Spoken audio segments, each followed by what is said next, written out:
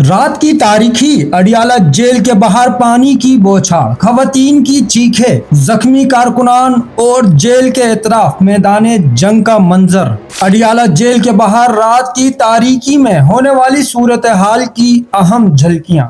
जारी धरने पर पुलिस ने मुजाहिरीन पर वाटर कैनन से शदीद पानी की शेलिंग कर दी। खवातीन, कारकुनान और रहनुमा सब निशाने पर रहे।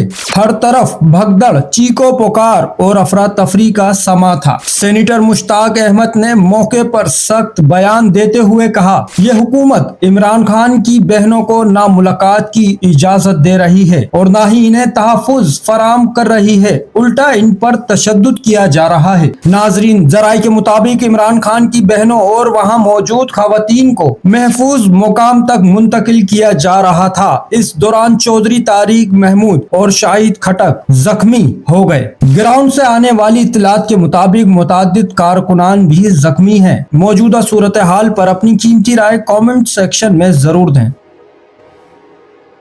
चैनल को सब्सक्राइब करें, फॉलो करें, वीडियो को लाइक और शेयर करें। शुक्रिया।